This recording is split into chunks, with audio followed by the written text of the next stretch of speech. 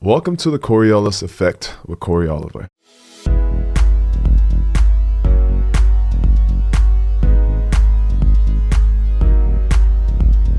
Hi guys, I'm Cory Oliver. Thanks for watching the Coriolis Effect. Please hit the subscribe button below, and we hope you like this episode. Hi guys, we wanted to announce that like many podcasters, we just started a Patreon account. Visit our page at patreon.com/the Coriolis Effect. We have 5 different levels of membership and offer early access to episodes, behind-the-scenes footage, bonus episodes, shoutouts, and much more, including personal phone calls, questions and answer sessions, and live chats with Bob and me. That's patreon.com/the Coriolis Effect. We'd like to take a quick break and thank Down to the Wire for sponsoring today's episode. You can find their podcasts such as Down to the Beat and Down to the City weekly on Spotify and Apple Podcasts. But today, we'd like to specifically talk about their Down to the Beat podcast, which covers rising artists from the underground scene and offers fresh takes on the music industry, as well as moments in time that are important for appreciating the hip-hop culture as a whole. Listen every Thursday for insights into the rap community from 2 hosts who genuinely care about what their audience takes away from each episode. Check them out on their YouTube page, DTTW Entertainment, and visit their website, www.dttwentertainment.com, to learn more about the brand and its podcasts. Good morning, Bob. Good morning, Cory. How are you? I'm doing really well, thank you. How are you? I'm very, very well. Oh, so great. What's on your neck? What's on my neck? Oh, this is a, since I have to wear this dress for the next 4 episodes because we're giving it away. What? Stops vampires? No, it's it's a scarf that my grandmother gave me. Oh, very nice. And I was like, I'll just mix it up and put a little print here. And so it's a scarf. It's tied in the back, a little too tight. Might be you joking. dip it in garlic to stop the vampires? No, vampires. Why vampires? I don't Because understand. women who were vampire attacked would always wear the scarf to hide the bite marks. Oh no! Don't you watch movies like? No, Love I don't like Bites those. But I want to go back to you. Oh. And Irina gave me permission to talk about this on the show. Do I know about this? Oh, you do, yeah. So our when we went to see you play, she said, I want to know why I wasn't given permission. because you were Why up I didn't playing. get permission. You were up playing. We were yelling "booby, booby," okay. but you, I guess she had said, in her sweet little, I wish she could come and do this because I'm not going to do it any justice. She's from the Ukraine, so she has a brilliant accent. It's so beautiful. And she said, Bob worked out before the show. And I said, oh, really? He was banging some steel? And she was like, yes, Bob was banging steel or working out or whatever she said. And I was cracking up because you're up there, Okay, first of all, I wear a jacket when I'm up there. So you can't see, even if I did work out, which I do, you couldn't see anything. But it just got so hot up there. Yeah, so it's hot. You guys played for 2 hours. Right, so about like 20 minutes, I took my shirt off. And your wig and your tie. And I just happened to have worked out 2 hours before the show. Yeah. But Irina's like, you did that on purpose because you knew you were going to take your jacket off. I'm like, I've never taken my jacket off before. That's why So now in her mind, it's on, I right love before her. they're filming a movie, said I'm pumping iron. No, it was totally I love her. coincidental. She has, by the way, and hopefully we'll have her at some point come on the show. She has the best sense of humor, Irina. Yes. She's hilarious. And she's just so sweet and beautiful and smart. And I don't know how you got this one, but you did. Oh, neither do I. You got the girl. If I could figure it out, I'd write a book. She's wonderful. I was showing her Rocky and Bullwinkle. Oh, yeah. The cartoon. And, and Dudley Do-Right and Mr. Peabody. And then I forgot that it was Natasha and Boris, or the evil villains on Bullwinkle.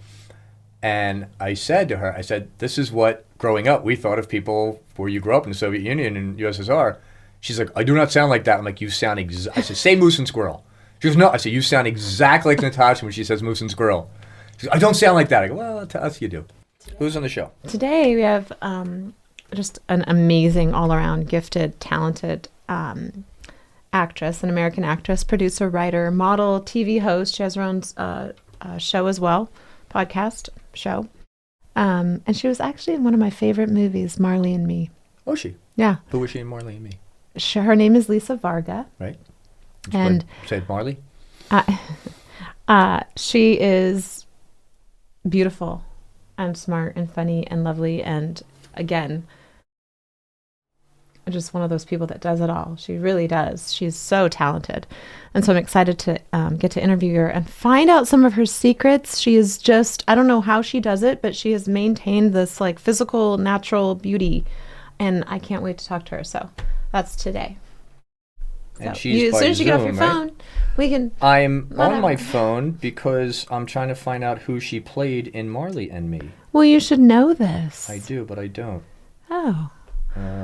Well, I'll just fill this blank spot with some this should space be, here of. By the way, she was a still photographer. This is Jeopardy music or some kind of music. Yeah, I know, right? She was the still photographer in Marley and Me.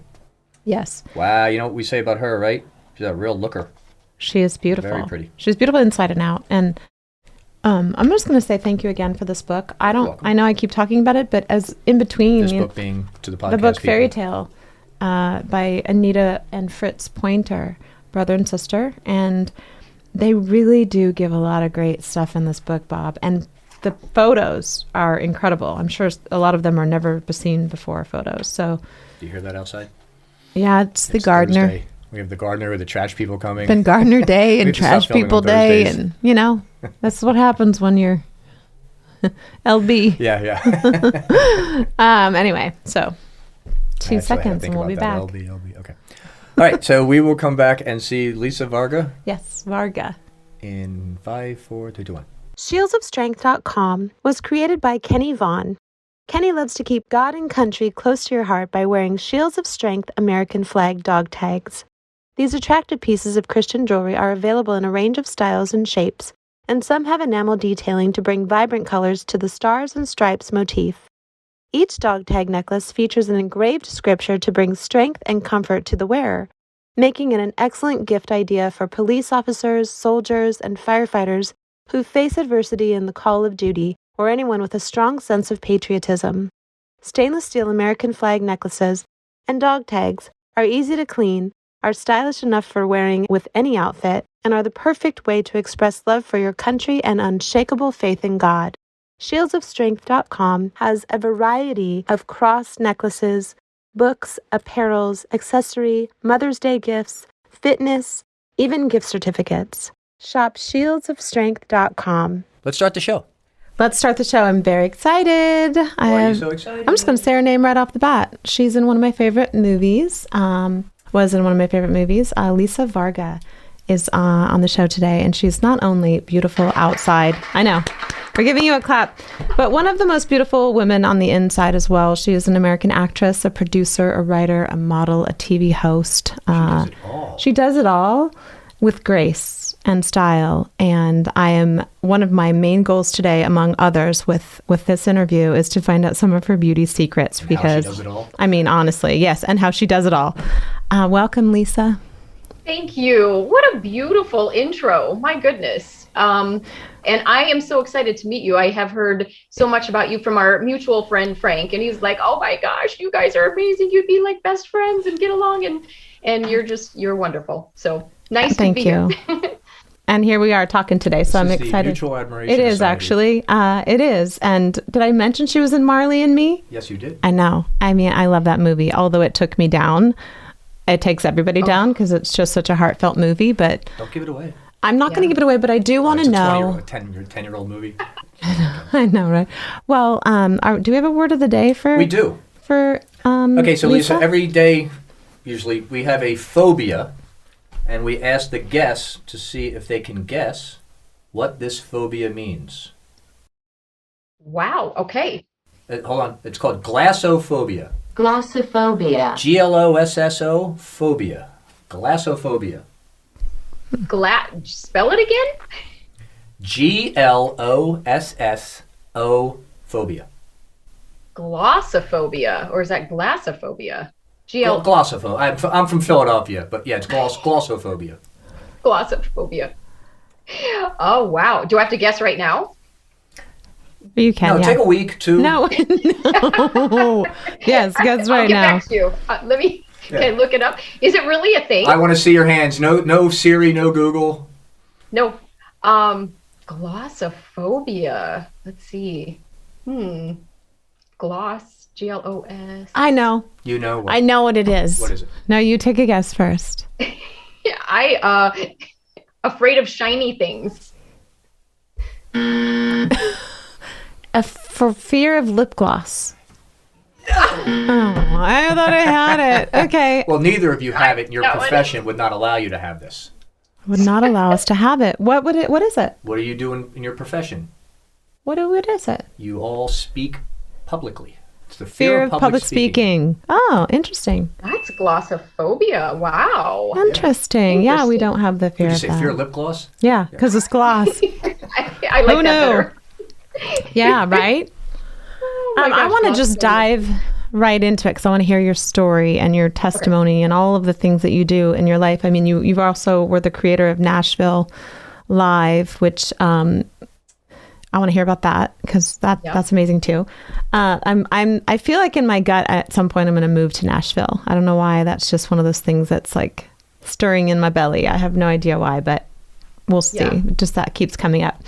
But I would love to know, just off the bat, and then we can get into more of your story. I'd just love to know how you got the movie Marley and Me, what the audition process was like. So, yeah, this is a great story. I was living in Miami at the time, and I had auditioned for a smaller role in the movie and booked it. It was for a newspaper photographer, and it was a scene with Owen Wilson and Alan Arkin. And then later, for whatever reason, they decided, we're going to cut the scene. We're not even shooting it. And I was like, oh, man, I'm so bummed. But the casting director was a good friend of mine, Lori Wyman. And so I was in her office one day, and she gets this phone call, and I'm sitting across from her, and she kind of looks up and down, and I'm like, what is she doing? She goes, how tall are you? And I told her my height and everything. She goes, can you be down at, this place at this time? I said, sure. They needed a double for Jennifer Aniston because her double just didn't show up. And it's like something happened where it's like, I happened to be sitting in her office at that time. And I'm like, I don't do double work. I mean, I don't even know what that is. I'm an actress. I'm like, sure, why not? I'll go down there. And I got booked on that film for 3 months being her body double, photo double, everything that you could imagine. And then they did end up giving me that part in the movie. And I had like speaking lines, but again, it never made it to the end. I think they just kind of gave it to me as a favor because we all grew as a family. And I mean, it was just such a great set to work on. I mean, David Frankel was amazing from Devil Wears Prada, my favorite movie. Yeah. Oh, yeah. So it was just a really great experience. And I still get residual checks from that role that I booked. And it's like, I didn't even do anything and never made it. I'm still getting money from it. So thank you, Marley and Me. Right? It's so great. I love that. I love that story because we all have those stories. That's a good one. Yeah, it was like, I just didn't even expect it. So being at the right place at the right time, really, and then just made so many great friends that I still keep in contact with to this day. And like I said, the set and everybody on it was just, wow, so wonderful. And the dogs, I got to meet all of the dogs from puppies all the way up to, all the different ages they had. And even though I knew how the movie, ends in the story, it's like, it's a tearjerker. Yeah. If you love animals, especially if you have a dog, it's like such a great film. It's such a great film. And it definitely, have you seen it? Yes. You've seen it. Yeah. It's one of those ones that you just. Another funny story about Marley and Me is there was one of the scenes we were doing, they had a bed and breakfast like in the movie, and they're like on this little retreat that they go on.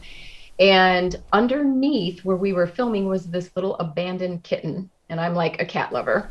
So everyone knew like I'm, the crazy cat lady. They're like, take it home. And the lady that owned the bed and breakfast was like, yeah, her mother never came back. It was just this little kitten laying in the dirt. And so, of course, I'm like, all right, well, I'll take it to the vet. I can't have another cat because I already had 2. Sure enough, I take her home, keep her. I still have her to this day. She's 13 years old. Her name is Marley. And Marley was under my bed sleeping because she had to have 3 teeth pulled. Actually, I'm sorry, 4 teeth pulled yesterday. So she's probably 13 now, or she's 13. Yeah. Wow. Yeah. And so quickly, because I have a friend who is a huge, probably Mr. Wilson's biggest fan.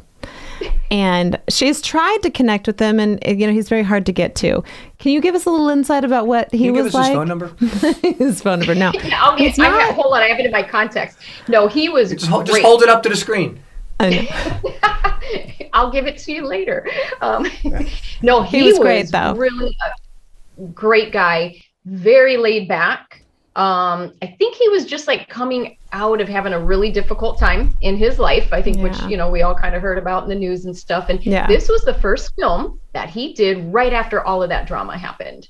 And, everyone was just kind of like, wow, I wonder how he's going to be. But he was just really chilled, really laid back, so nice, but very quiet and reserved, like just, but super nice, very approachable, very kind. And here's the funny thing. It's like, you look at him as an actor on screen and he's got that quirky nose. And it's great. In person, I'm telling you right now, I'm like, that's not the same guy. Like, he did not have a crooked nose like that. So I don't know. He's, great guy. But like appearance wise, always when you see, when you see celebrities, you're like, oh, that's that person. But people always think really you're taller or bigger, or it's funny what the camera does, It's funny. Yeah. We're larger than life. Well, right.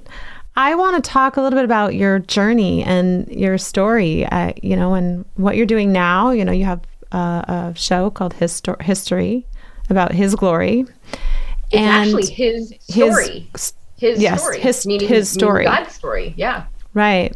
So tell me a little bit about your journey and what brought you into the industry and, how you started and just your story. Let's hear it. I can't wait.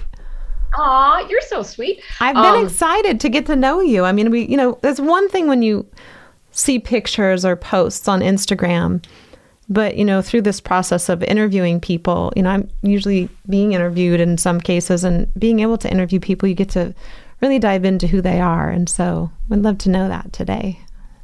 You and I are so similar because we do the same thing, really, just on different shows.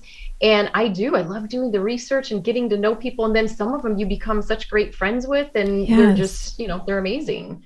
But yeah, I grew up in a small town of South Bend, Indiana, which is Notre Dame. That's usually where people know where it is. So when I was about, 5 or 6 years old, I remember sitting at the table with my mom, and she was like, well, what do you want to be when you grow up? And I said, I want to be an actress. And she said, why? And I said, because I want to change the world and people listen to actors. So from being a really, young girl, I thought, wow, this is how I'm going to make a difference in the world. And I just knew it. And that's exactly what I did when back in the day when we had tape recorders, like we don't have all the high tech stuff that we've got now. I would have these little shows. Yeah, it's so different. What I did then, if I had what we have now, I would have my own show. But I would line up my stuffed animals in my room. And I'd interview them like we're doing it. And I would do these shows, and I would invite my friends over, and on our little cassette tapes, I would have these little things that I would do and put shows on. And I just was like an entertainer. That is so cute. I think I still have one of the tapes my mom saved. So it was, it was so funny. Can we get a copy of it and superimpose that into this interview? You know what? I'd have to find it because she's got it in one of those little boxes down in the basement. I remember, and I don't know what the quality would be. On a cassette tape. On VHS, Betamax. In the back. That's just the cute. I can just picture you in front of all your stuffed animals, laying it all out. Hello, Mr. Bear. Yeah, it was so much fun. But so, aside from that, I was totally an introvert though. I would go in my room and I would play music. I would write books. I would illustrate. I did art. I was an avid reader, and I really was shy, but I eventually moved. I started off modeling, which kind of opened up everything for me and made me a little more outgoing. And I took those John Robert Powers classes that teach you how to walk and talk. And you probably did the same thing. And those were fun. Yeah, they were. But you know what? Like they shaped and molded you and, taught you certain things that you needed in this industry. Yeah. And so I got into modeling. What'd you say? I said, bless you, Bob's sneezing. Oh, God bless you. If she's talking, nobody will hear what we're saying, so you don't have to do that. And I can just edit it, but I can't cut it out. And we're back. 5, 4, 3, 2, 1. So you started out modeling, and you came. Did you model in Indiana, or did you go to New York, or do the Paris thing? Chicago. Yeah, so Indiana, we were closest to Chicago. So I, Chicago, and then traveled, to bigger cities. There was nothing in Indiana at all. Yeah.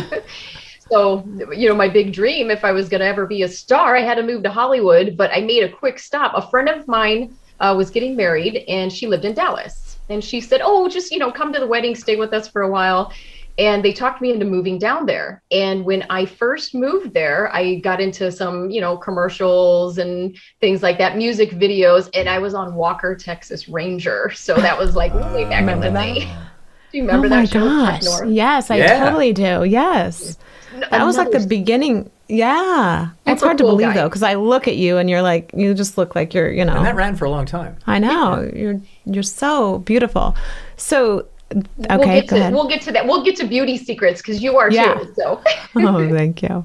Well, thanks, but Yeah, Bob, we were talking about you. We need your beauty secret. I know. I've seen my you, beauty Bob. secret is stay off camera. Your beauty secret is Irina, his wife. My She's beauty beautiful. secret is never to be on the camera. Yeah. Nice. All right. Well, we'll ask Irina too. Yeah. So yeah, from Dallas, I had an opportunity to move to LA, and that's how I ended up in Hollywood. And it's, kind of a crazy story how I moved there, but I was, there for 15 years. I got lucky right away, got an agent, started booking jobs, got a real small little gig on Sunset Beach. It was like a old soap opera back in the day. But then I started to do films and I just fell in love. That was my dream. I was living my dream. And, growing up, I always, I had faith, and I grew up went to Catholic schools and going to church. So, I was like the good Midwestern girl, but that place just chewed me up and spit me out. I mean, it was bad. My experience it was great. It was a great learning experience. And it was so exciting for me to be in Hollywood and live my dreams. Yeah. But my goodness, there was nothing I could have ever done to prepare for what I encountered, the people, things that happened, things I had to deal with. I mean, you're still there too. I do, and I am, and I'm here. I'm not really in the actual Hollywood, but also, do you feel, because I know this, I'm kind of speaking for myself, I feel like God kind of protected me from the enemy's snare, if you will. That's biblical, right? I really do feel like that. There are a lot of roles I could have taken, didn't. A lot of auditions I would show up to, and they would say, oh, by the way, you're going to have to do this. And I'd say, thank you, but I'm okay. And so having that foundation from the moment that you're a child, like what does the Bible say? Teach your children the ways of the Lord when they're young, and when they get old, they won't depart from it. And so I feel like having had that background kind of helped me, in those moments. But you're right. It is a business that will at some point ask you to compromise your integrity and your character. Yeah. Well, and then you find like, oh, I would never do that, or I would never say that. And you're like, oh my gosh, what did I just do? And it started to change who I was as a person. And I don't know about you. I mean, we're both very fortunate because we grew up with great families that did, have values, and that did save us along the way, spared us from a lot of, hurt and pain. And, there's a lot of times where I say, I'm so lucky to be alive. I'm so blessed right now. So yeah, God. And the power of a praying parent is, and I recently have had this shown to me, and it's shown to me over and over again, is huge. I always say pray big. So I'm sure you had your parents praying. Actually, my dad mom gave me, go ahead. No, you go. I want to hear about your dad. No, I was just going to say my dad, actually, before I moved here, he gave me a newspaper article that said that Los Angeles would take 5 years off of my life because of the smog. He was really trying to get me to not come here. This is the interview of You're two like, interviewers. No, it wasn't the smog that was going to take 5 years off my life. It was everything else. I know. Oh my gosh, the smog was the least of my worries. So tell me then, when you came here, you kind of had culture shock. It was like you take a small town girl and you put her in LA. And tell me, can you talk about some of the things that might have happened that and in those moments, I'm sure you look up and it really strengthens your relationship with God. Yeah, absolutely. I mean, I was so bright-eyed when I showed up, and it was so exciting. It was like, oh, this is Hollywood. I mean, I was mesmerized. I was in love with the city, and it was a very different Hollywood than it is today. That's the one thing, is when I was there, it was a time where it was magical. It really was. and, all of the things that happen. And I mean, there's a lot of bad things that are there, but there's a lot of good things too. And I just really enjoyed my time there, and it was so exciting for me. But I think just the different experiences and probably getting in the wrong crowds of people. I was very impressionable and I trusted everybody. If somebody said they were going to do something, I believed them. I mean, that's just my upbringing. I was so naive. And,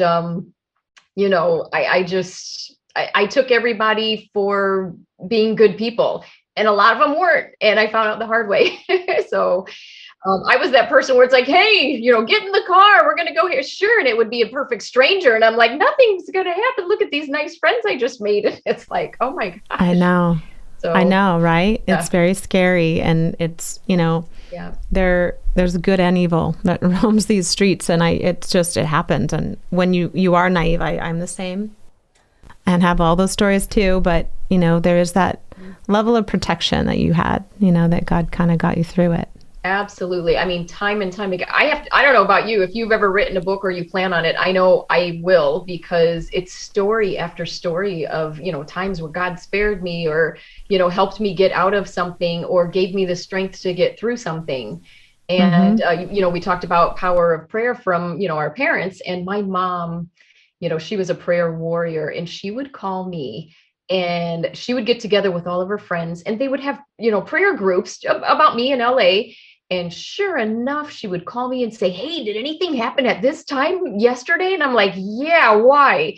And she's like, we were praying for you. And I'm like, oh my gosh, I didn't get that job because of you. No, it was stuff like that though. Like I should have gotten this job. It might have been, I didn't get that job because of you. Like that, like God's rejection is God's protection.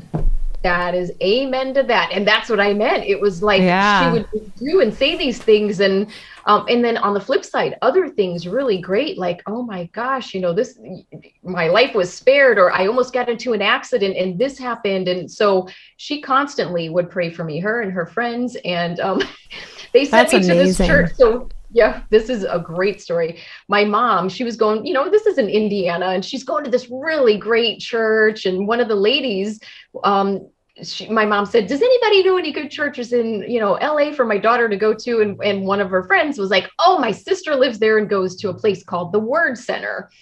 And it was Pastor Marvine and Pastor and her husband, Pastor Allen.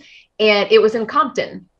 And so here I am. My mom comes to visit me. She's like, we're going to go visit the church. So I have my little red sports car. Here's two little blondes, we're driving. I'm like, ooh, this looks a little like Boys in the Hood. We were straight up in Compton, not straight out of Compton. We were straight in Compton.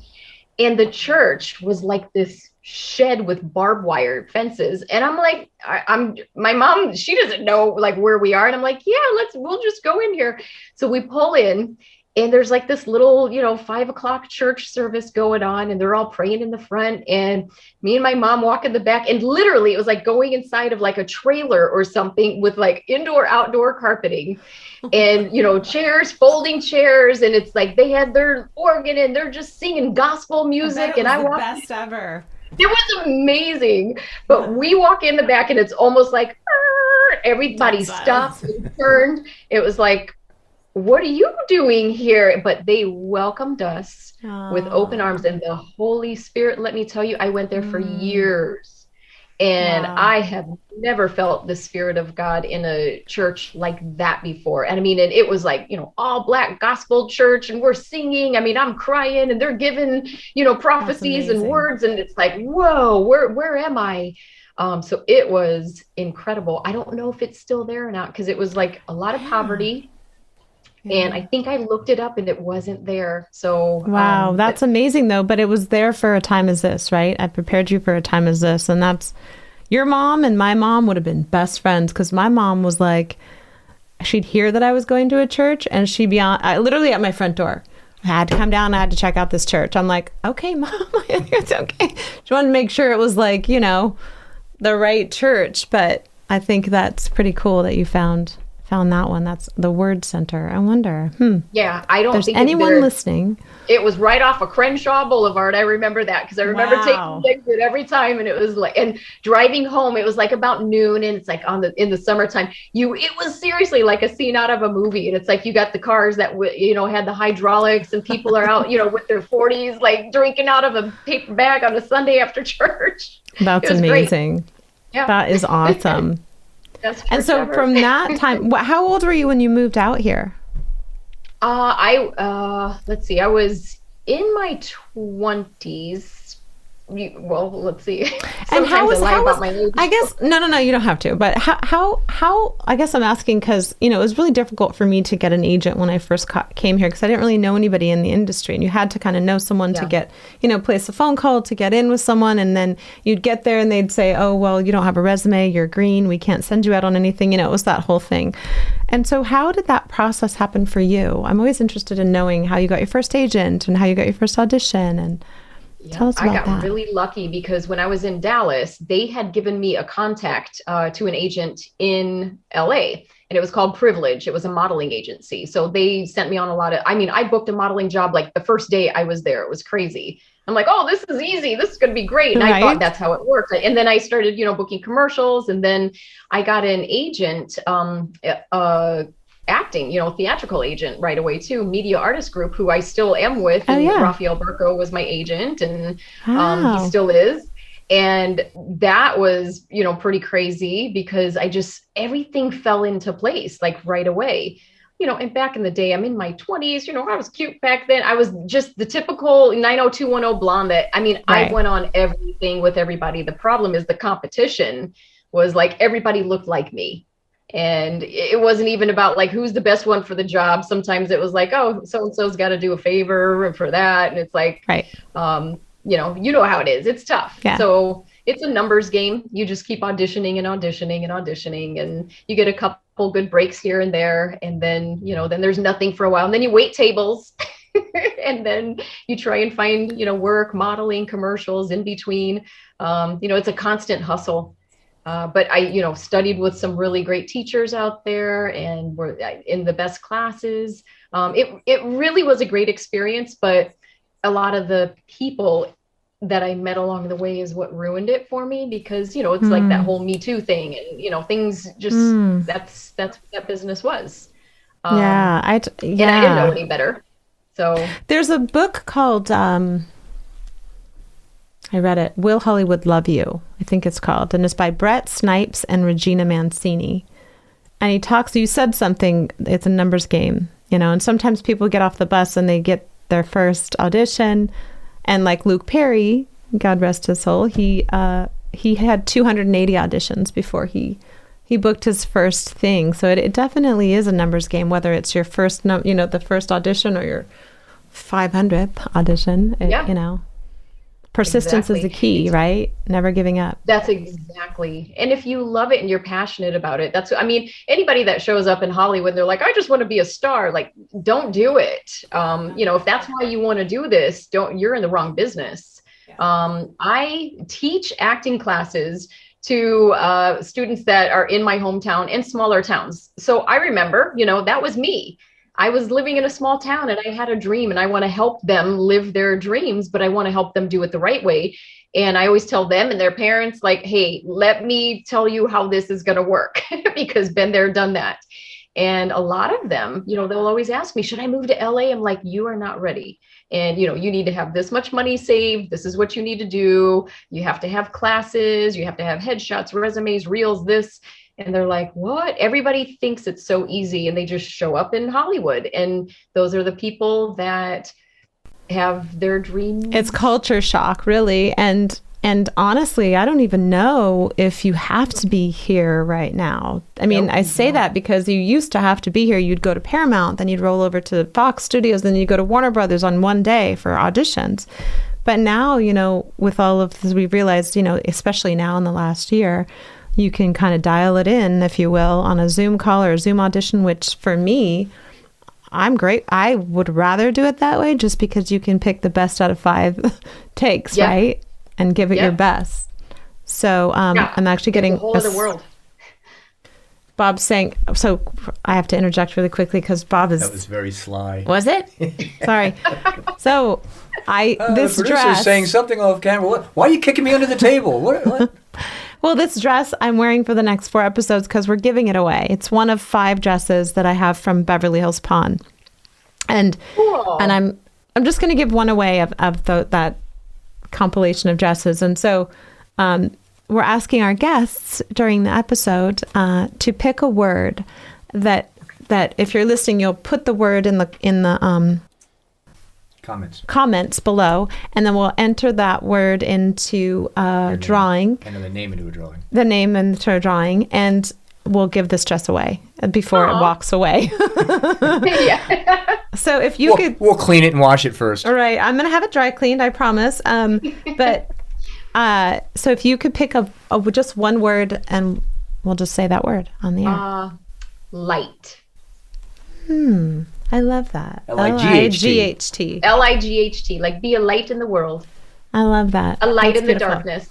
Yes, right? Which That you kind of are. light. You are a bright light, and So it shines type light through. in the comments, and you enter into the drawing to win Cory's dress. Yes, which I would be happy to not wear again. Yeah, and it's one of the dresses from the show Beverly Hills Pawn, for anyone who's wondering why this dress. It's from the show. 66 episodes on Reels TV, still running. Yeah, it It's actually a famous says. dress on a famous girl. Oh, I love you. Okay, so tell me a little bit about the Nashville live show that you created, actually. Yeah. And produced, So- right? Right. So so I have an older brother that lives in Nashville. I've got 2 brothers. And the one brother's a whole other story in itself, which is why I ended up back in Indiana from Hollywood. We'll get to that in a second. But my older brother lived in Nashville, and I would go visit him, and I just had the time of my life. You said you wanted to go to Nashville. I do. You have to go. Really? It is such a great city. I would move there in a heartbeat. Really? And there is just so much. The people are nice. The food is great. There's so much to do. And I don't know, there's something about it. And when you go to downtown Nashville, it's like country music, it's the capital of the world for country music. Yeah. And it's this little stretch called Broadway, and it's not even that big. And it's like, that's it. That's downtown Nashville. But it's every like honky tonk bar that you go to, and live music, and all the windows are open, and everybody's having a good time. They're all laughing, smiling. The talent is so incredible. They've got studios everywhere. And now it's not just country music. It's, country music, Christian music, rock. I mean, Justin Timberlake is there. Steven Tyler's there. I mean, everybody from every genre of music goes there to record now. And they're all moving there and living there. They've got every sports team you could think of, the Nashville Predators, Tennessee Titans. I mean, it's endless. Does your brother, does he live in Nashville proper, or is he in like Franklin on the outsides of Nashville? Yeah, he's right around Franklin. So like Okay. 20, 30 minutes from downtown. So it's close enough. But I mean, it's growing though. Even since the last time I was there, it's just unbelievable.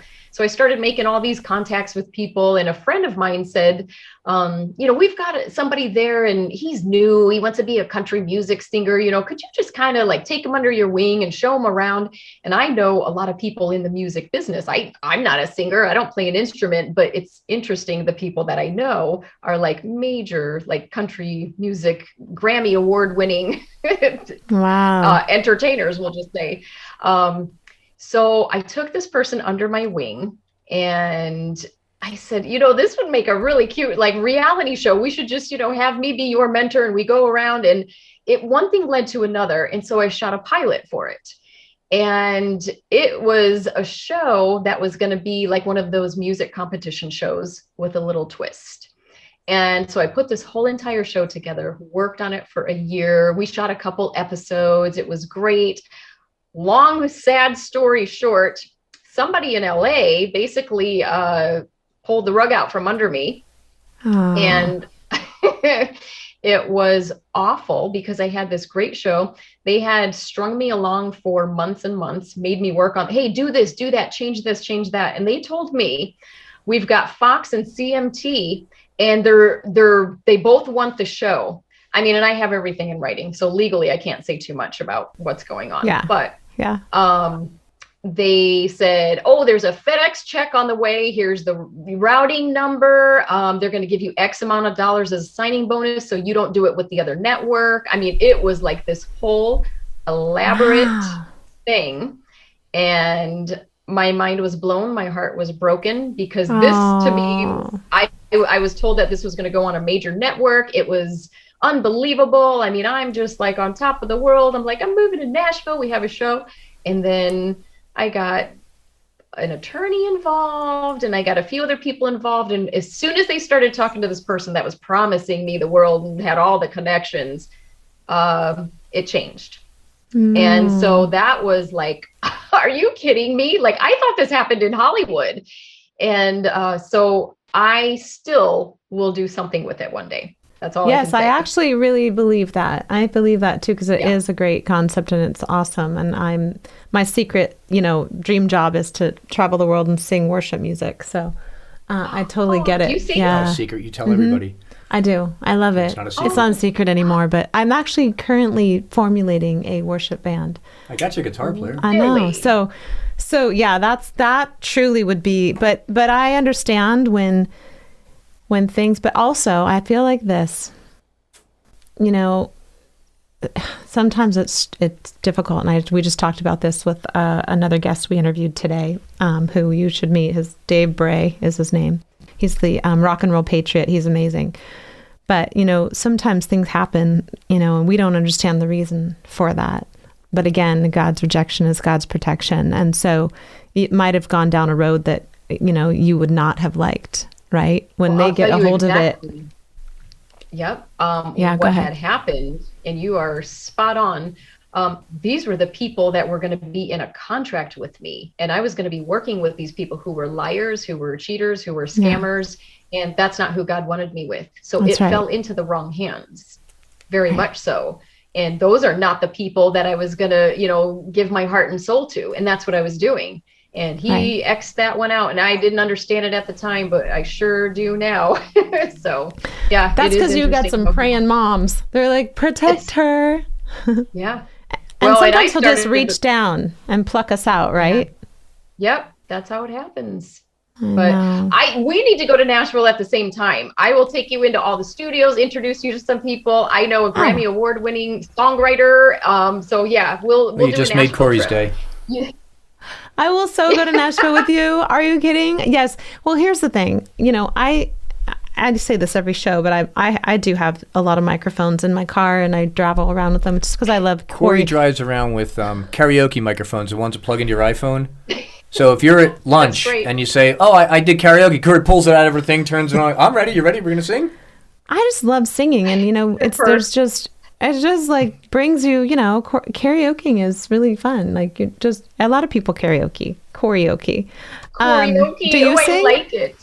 I sing in my church choir, but I'm too afraid. Like I'm not going to get up in front of an audience and do anything I'm not sure I can do really well.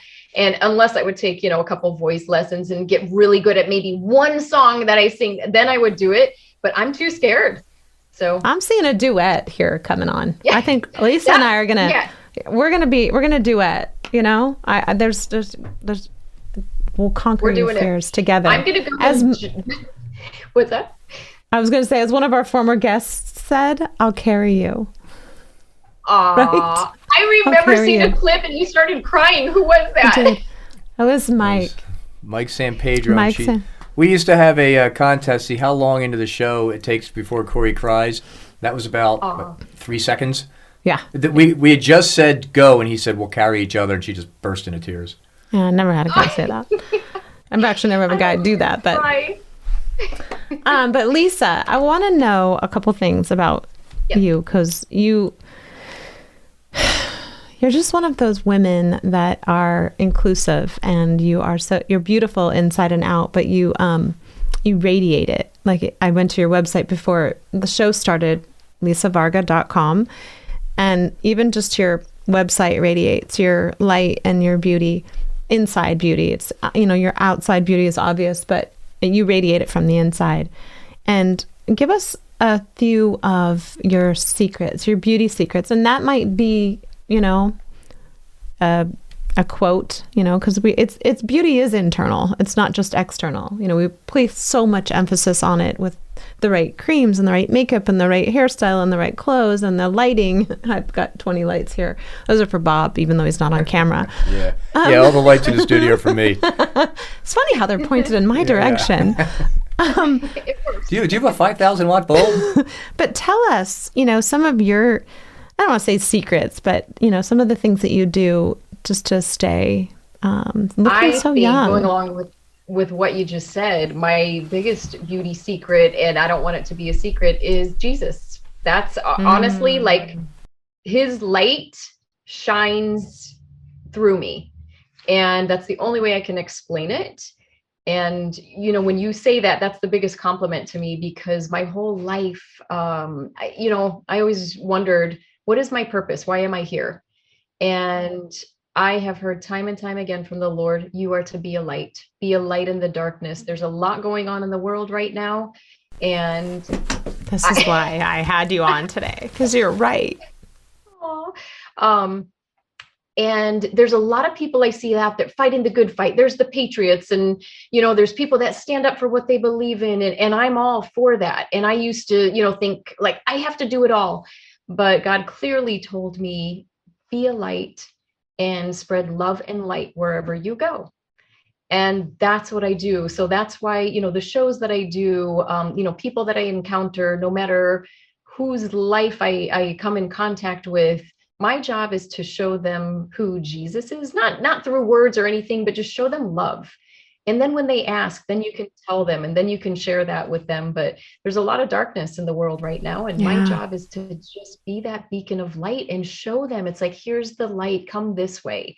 And so that, that makes my skin glow. That makes me feel more youthful, that happiness, laughing, positivity. I know these aren't like topical creams or anything, but like you said, it is from the inside out. I truly feel, and you shine too. Like I look at you and you're just a beacon of light and you're beautiful. And it's like, and we're cut from the same cloth. It's like, it is that inner beauty that shines through us. And then we put the creams on, and then, we do whatever we need to do. But it has to be that inner happiness, that joy, that peace, that love, that light. And it radiates through us. And people aren't used to seeing that. And they're like, wow, you're beautiful. Or, your skin looks great. And it's like, we know what they're talking about. It's that inner beauty that's just like pouring out of us. Now, do we need to work on, skin creams and things like that? And yes, we do, because it is what it is. Tell me your top 3 skin creams or skin regimen that you do, because I'm looking at your skin is gorgeous. Well, for years and years and years, I am the Hang on, I'm writing this down. We're recording both video and audio. Okay, you're right. Oh, go ahead. You could write it down, and it's called Derma Wand. I was the spokesperson, and it is a skincare device. It uses high frequency. It's radio frequency. And I have been the spokesperson for over 10 years. And the only reason why I stuck with it so long is because it really does work. And what it does is it stimulates your skin to rebuild collagen. It puts oxygen back into your skin, and it circulates everything, brings the blood to the surface. It just really. Is it on Amazon? You can pretty much get it anywhere, I think, right now. I mean, they were even putting it in retail stores. You used to be able to get it on, I sold it on HSN. I was on HSN. Is it that infrared light thing, or is it just a... Yeah. I've never seen somebody hold your attention so well before. I've seen people talking about that. No, I'm actually literally, can you get that on Amazon right now? Yeah. It'll be here tomorrow. I'm going to have them send you one. I'll have them send you one. No way. Yeah. Way. You just made a friend. No, for life. So I actually saw the Instagram thing on that, but really honestly, and it's one of those things that you wonder if it works. But now I'm here looking at this. You're like the perfect poster child because you've been using it for 10 years, and I'm looking at your skin, and it's tight and beautiful. And we had a guest that used to put the helmet on her head to grow her hair, and you believe that worked? I did, because I saw Sherry Dameron. I saw the beginning and the end result, and I'm visual. Like and there's a lot of products out there. Yeah, oh yeah, it did. It's the same concept. Same concept. My hair is getting thinner, and I'm like, oh my goodness, like what do I do? So, and I saw that hair thing, and I was wondering if it worked. I didn't get it, but it does. You said it does work. It worked for her. And there's also a product. I'll give you a little tip. It's called Biosil, Biosil, and it's just silica. And it is, I get it at Air One. It's drops, and it take the liquid one because your body digests that faster and you absorb more of it. But in about 2 to 3 months, your hair will be like double the thickness. I'll go you one amazing. Better. We were talking to Biosil. We were talking to Meryl Hemingway, and she's got a little patch on her that makes your body create more stem cells by itself to make you look younger. But Bobby, her boyfriend, said if you chew your food longer, your body will naturally make stem cells. It's a whole thing, Lisa. We are like, there's a whole program. Me too. Me too, but I'll tell you what, that derma wand, if that's your secret, it's amazing. Yeah, well, great. It's that, and I'll tell you too, I mean, a big part of it is your lifestyle, because I drink tons of water. I mean, minimal alcohol. I have like, a glass of champagne or something every now and then. And I used to, when I was in LA and stuff, it's like I drink and party, but that was when I'm in my 20s, my 30s. Now I'm like, oh my gosh, I have one drink and I'm done. So I think it's not drinking. I do not smoke. I don't go in the sun. I mean, I'll go in the sun a little bit, but I use tons of sunscreen. And, you just have to take care again from the inside out. And I eat super healthy. So I think a lot of that is a big part of, how your skin looks. But hydration is everything. And they say you're supposed to drink in ounces. You take your body weight in half, and however many that is, that's how many ounces of water you should be drinking daily. And one time I was like, okay, well, let me try that. And I was not. What's that? Who says that? The guys who make the water? That's what they say. So I have to drink 100, not 100, I have to drink 90 ounces of water a day? Mm-hmm. Yeah. Most of us walk around in a deficit. We're dehydrated. Most of us do. So what's a gallon? 128 ounces? So that's 3/4 of a gallon a day. No, you're right. I've heard that before. And when you drink, you were just saying you feel 10 times better. Of course, I have to pee every 5 seconds. Is that written on every bottle of Evian and every water bottle? No, I don't think so. Yeah, but it's hard to drink that much water. And you think like, oh yeah, I'm hydrated and I drink a lot. And it's like, I wasn't even drinking close to what I should have been. But I'll tell you what else works too, are these collagen powders. Like they're the drinks that you have. I found that is making a huge difference. There is a farmer's market near me, and I love this one product that one of the ladies makes. It's called Series and Company. And it's all like, she makes it by hand, and it's all organic, the best ingredients, but there is an ingredient called kupu-waku butter. And I'm going to send you this too. You have to go to Indiana Farmer Market to get it. How do you even spell that? Kupu-waku butter. I don't see. You don't spell it like it sounds. I'll see you. It's on the screen. I'll just look it up. Series and Company. Yeah. I'll look it up. Yeah. Go ahead. It will be when I get done editing the show. Kupu-waku butter. And you take that. Do you put it in your coffee? What do you do? No. So it's a cream, and it's an ingredient. So the collagen is what you drink. But this skin cream that she makes is the ingredient kupu-waku butter. I recently just got a facial at the Woodhouse Day Spa. My friend Anastasia is amazing. She owns this spa. And she's like, I want to have you come in and you have to get this facial. And it was it was called the Caviar and Carrot Facial. Okay. And CARAT. I got to tell you, if you guys have a Woodhouse Day Spa there, or find where they have a caviar and carrot facial. We don't, but I'm going to be coming to visit you very soon. We'll come here first, and then we'll go drive to Nashville. Okay. It'll be fun. Oh, well, fun. It's I believe it's KUKUHACU. Oh, okay. I thought it was a C. Well, I'll figure it out and send it to you, because when I had this facial, there was also a whole line of products that we used, and they sold this oil, and I love oils, like the little drops that you put. It has the kupu aku butter in it, and it smells like candy. I will send it to you. I can't remember what the name of it is right now. I'm going to go on. They must have a site. Series and Company must have a site. So we're going to talk after this for sure. Yeah, this is beside the Series and Company. The oil was from Woodhouse Day Spa, and there's a famous brand. It's a very high-end skincare line, out of paper. and I can't remember the name of it.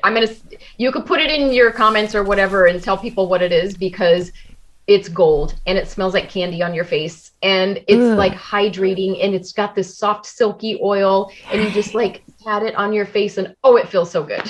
I love it. So well, I mean, I look at her and it's just, look at her. She's so beautiful. Well, yeah, no, I'm right? No, you're not. You are really not. Tell us, because we are very similar. We have the same, similar things going on in our life. She's so beautiful. We're so similar. I know.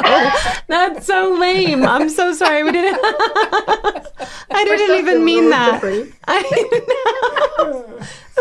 You're so pretty, just like me. I redact that statement because Look at us. I didn't mean it like that. I didn't mean it like that. But you know what I meant. Yeah, we're both beautiful on the inside. That comes first. So there. Thank you. Yeah, that's what she meant. Thank you. No, I do redact that, but I will say this is that we're similar in the sense that we have many hats. We're wearing many hats, and you have a show that I want to talk about that too. It's called History, His Story. And tell me that. It's actually his story. It's funny that you say history because it looks like that, but it's two words. Yeah. His story. His story, yes. His story, God's story. Right. So there is so His Glory is this giant platform, and they reach over 20 million people worldwide. It's a ministry, and they have church services, guest speakers come on. I mean, they're just, they're incredible. And they somehow found me and had me on as a guest on one of their shows. And months later, the pastor came to me and said, "Hey, I wanted to do this show about sports." And I prayed, and the Holy Spirit said, "I already have the person for you. She was a guest on your show. It's Lisa." And I'm like, wow. So God is so amazing. Like, that's something I would have never even thought of. I wouldn't have approached them. They came to me, and it was unbelievable because this conversation started as, let's talk with athletes, because I created a show called Beyond the Off Season. And it was talking to athletes in their off season, and finding out what they did to give back to charity and causes and individuals, and just real good, feel good stories about athletes. So when he said to me, have you ever done any shows about sports? I'm like, I sure have. And I got guests, and I've got this and that. But our conversation also went a little further. And I was like, what if we did athletes, actors, entertainers, musicians? He's like, I love it. So now we have this series, and it's called His Story. So when we talk to an athlete, an entertainer, a musician, an actor, we talk about their journey, whether it's good or bad, and the ups and downs that they went through. But the whole point is, what's your God story? Where did God step in? Where did God intervene? And what God stories can you share? Because in a lot of these, different platforms like sports, entertainment, music, I mean, there's a lot of darkness and a lot of corruption and a lot of hurt and a lot of pain. But we want to turn that around and tell the good stories, the positive stories. And that's what this is. And we have had just incredible guests, and we have so much more. Now we have so many emails of people that want to be on the show. We're like booked out for, months. Right. It just spreads, and you're helping people turn their pain in some cases into their purpose. And that's I want to we're have all you going on through the something. show. So we'll flip it, and you come on that show too. Okay, yeah, that'd be fun. And Bob? And Bob, we had this whole debate before this. She doesn't want me. She just wants you. I'm like, no, he'll. It wasn't a debate. I talked to Lisa and said, yeah, well, you're on the show. And you said, no, just Cory, not you. He's hilarious. No, I love that. This has been such an interesting year with COVID and everything shutting down. And that's a whole other story. Don't get me started. But I'm not sure what the whole overall goal is, but it certainly has dismantled many people's lives and careers. And so to be able to do what we're doing right now and still reach people and give people hope and encourage them and inspire them is a gift. I feel like His hand is on all of this. Everyone who's doing the same thing, And so thank you for doing that, because if there's just one person out there, and I say this all the time, if there's just one person out there that we can identify with or we can help in some way, big or small, then it's worth it, right?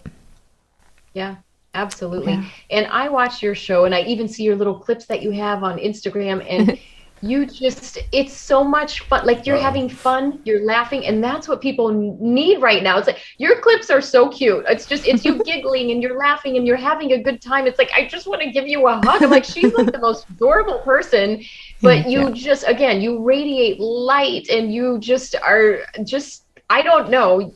I laugh and I smile, and you have your spirit is just so pure. And Thank you. Did you see how fast she threw her phone down to sing the Anita Pointer song? Can you imagine Anita Pointer on the show and Fritz Pointer? Like, that's like, we sang to those songs. He's so shy. Neutron Dance. I was like, Wasn't it Moonshine Dance? Moonshine Dance, yeah.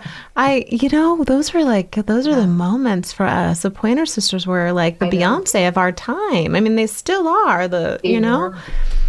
amazing. Yep. And that's what I tell people, because you're probably, exactly. You're probably in the same spot where people are reaching out to you to come on your show that you really, like, you grew up with, and you're thinking, and this is what I tell people, when you're struggling and there's that spirit of depression or sadness or something bad has happened, and we've all been there, and we're in the fetal position, I call it, and you can just tell that person, you never know what's around the corner. You just never know what's the next day. You don't know. And so just look up, ask God, I need your help. I need you. That's all I have to say. I need you. Please, where are you? I need, it's Bible says be specific. Yeah. And he'll show up and show off. He sure does. And it's when you least expect it. And when something like, you couldn't have even come up with that, it's God, just like with his story. What a great platform and opportunity for me to just share Jesus and share the gospel, but in a really neat kind of way where, maybe somebody wouldn't be interested in a church show or, some kind of, service that normally wouldn't get their attention, but it's like, oh, hey, I know that athlete or I know that actor or musician, and it draws them in, which is great. But what else is cool is for the first time, they let me design a clothing line. So now we have this whole line of these really cute, like, t-shirts. And so I'm now a fashion designer along with all of the other things. I'll send you some t-shirts just talking too. about that. I'll send you the link, and I will get you a cute little shirt. Oh my gosh. Yes. You'll wear it on air. I'll wear it on the air. I will. Oh, well, I'll wear it in our interview. How about that? Yes. In our interview. Perfect. We'll be all in his glory. And do you ever get to LA? I haven't been there in a while. It's been years. I've gotten back there since I moved, and back to why I moved. My brother, the one that lives next door to me that I was telling you about, is a 2-time cancer survivor. And that is what I just quit my whole entire career. I left it all behind when I found out that he had cancer.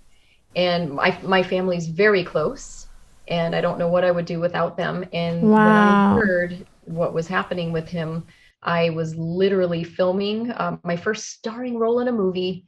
And I found out on Facebook that my brother had cancer because I'm filming, and the whole time he doesn't want to tell me because it's my big break. And I was so excited, and he was too. And every Selfless. What an amazing guy. Oh, he's so selfless. I just love him. That's why I did what I did, and I stopped and I just left everything behind. But one of my cousins had posted something and sent me a message and said, "So sorry to hear about your brother. If there's anything I could do, let me know." And I was like, what is she talking about? I had went home for the weekend after filming, and I was like, oh, I'm just going to take a little break, and I'm reading this. And I called my mom and I go, well, this is really weird. I got this message. My mom was quiet. She goes, I think you need to call your brother. And I said, what is going on? And I called him, and I will never forget the day, how I felt. I said, what's going on? He goes, been meaning to tell you, but I didn't know when the right time was. I have cancer. My whole life was just, It stopped at that point. When there's someone that now I need a tissue. Yeah. I'm sorry. Yeah, can I have one? No. Sorry. So Yes. it was life-changing for everybody. And I said, that's it. I'm coming home right now. I'm quitting this movie I'm doing. He goes, nope, I knew that's what you would do. That's why I didn't tell you. He goes, finish that movie. Because when I'm doing all my treatments, I'm going to need something to watch. And I'm proud of you. And this is why you're here. I know. Oh my gosh. Yep. So as soon as the movie was done, I went home, packed up everything. I'm like, I'm going to be there for him. Yeah. And I was. And you are literally there. You're like, you moved next door. That's beautiful. Yeah. You're amazing. That's inspiring, I mean, and he's okay. You said he's a two-time. He's great. And he's got a son who is like the joy of my life, my 7-year-old nephew. And so, and that's a little blessing too. Like he wasn't even supposed to have kids. That was supposed to never happen. And here's this little miracle baby. So that little boy is going to be something very special. And right. So, that's amazing. Yeah. I have an incredible family. I feel blessed. My life is blessed. I have an amazing career right now. I just am so thankful, and my gratitude to God. It's like, my gosh, if that's the least I could do is just share his love with everyone and let them know, no matter what, it'll be okay if you have him in your life. Yeah. And that's how I've gotten through and gotten this far. And I'm just beginning. I feel like, wow, this next phase of my life is going to get even better. It's like, I'm just getting warmed up, I feel like, and God's got something big ahead. So I'm excited. Well, I always say, if you want to make him laugh, tell him your plans, because he says in Jeremiah 29:11, for I know the plans I have for you, declares the Lord, plans to prosper you, not harm you, to give you hope in a future. And the truth is, like, his plans they far exceed ours, right? Yeah. Sometimes it's painful, and I take, side streets. And he's like, no, come this way. And I'm like, no, let me just go down this alley for 1 second. And then I realize, you're right. Go ahead. Right. But so what was the movie? What was the name of the movie that you did when you found out your brother? What was the name of it? So it was called Deadly Closure. Then they changed it to Armed and Deadly. And the funny thing about that is it was probably one of the worst movies ever made. It was like an independent film. And I'm like, hey, it was my first starring role, but I was very excited. Great experience. But they entered it into a film festival, and I won the Best Actress award for it. And Can we get a clap on that? That's so great. Yeah. That's amazing. I guess I didn't do too bad for my first one. No. Thank you for the applause. Thank you. No, that's a big deal, because that's hard to carry a film. Even, these big lead actresses, they get nervous. They say, I got to carry this, and it's hard. Who knows? Maybe one day I'll get back into it and God will open up the right doors. I actually wrote a screenplay, and that's a whole other story about it's based on a true story. And I will play the lead role, and the person that it was based around passed away just this past year. I'm going to really try hard not to cry on this one. I'm going to stay strong. Sorry. But he was a big part of the screenplay and a big part of my life.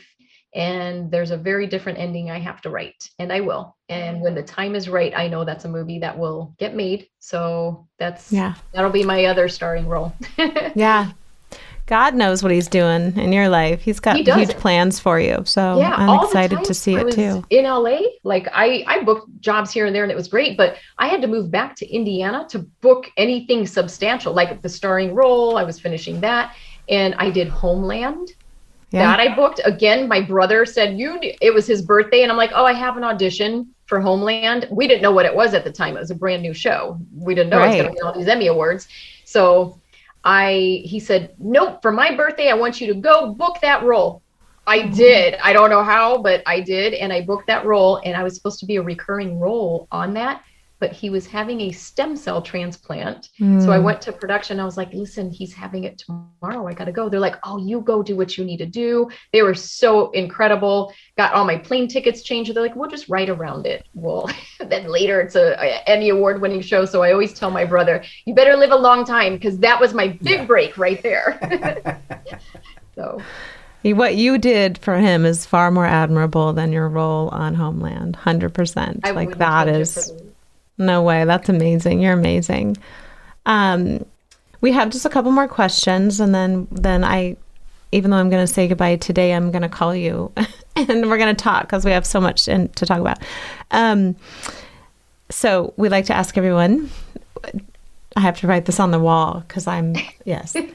So describe 3 words that describe yourself. How about that, Bob? Yes. I did it. Oh, yay. Those are easy. Light, love, and positivity. Ooh, that was quick. That was quickest beautiful. response we've ever Yeah, gotten. that was beautiful. Because I can see that's it. just like, it's my mission in life. I already know I can it. see it too. You can see all of that. And other than our producer here, Bob, Victor, who is your I'm trying to throw one in there for you. Throw me a bone. I know. Who would be your celebrity crush? And it can be anyone. Oh my gosh. Well, besides Bob, you took Bob off the table. So I know. Sorry, I don't had know. to because it's the obvious. Oh my gosh. Why is that such a hard question for me? Because there's a million of them. I mean, I could like rattle a bunch of them, but my celebrity crush. Oh, you don't have to have one. You can just give us a few. We had a guy who said, "What show did I watch last night?" And it changes every night. Yeah, he was funny. Stu. I mean, I always loved Christian Bale, but just because he was such a okay. phenomenal actor, and Yeah. Johnny Depp, I loved him. I'm sure I'm going to kick myself later and be like, why didn't I say that person? Because that's the one I love. I don't know. I'm having like a mental block right now, but I guess It's actually kind of hard right now because it's like there's not a lot of, well, first of all, the Kardashians kind of own the cover of OK Star and all Yeah. of that. So there's not a lot of new celebrities coming up that our generation kind of sees them on TikTok or, it's just a weird time of how do you know who's who, right? You say our Yeah, generation. I know who my celebrity No, crush my is. It just daughters. I would like. Okay, do you watch Cobra Kai? No, It's a good show. I don't even know what that is. It's the What? Karate Kid, but it's like Cobra Kai was the bad dojo in Karate Kid. So it's like 20 years later, and it follows that dojo. Is it on after the Karate Kid. Netflix? Yes. Yes, Netflix and or Amazon? Oh, sorry. I think it's Netflix. Well, no, it's on. Cobra No, it was Kai. on Amazon. Now it's on Netflix. Netflix. Cobra. changed it. I'm looking for a new show because I finished Offspring. Oh, Have you seen my It's like that? 3 God. seasons in. Did you like Karate Kid?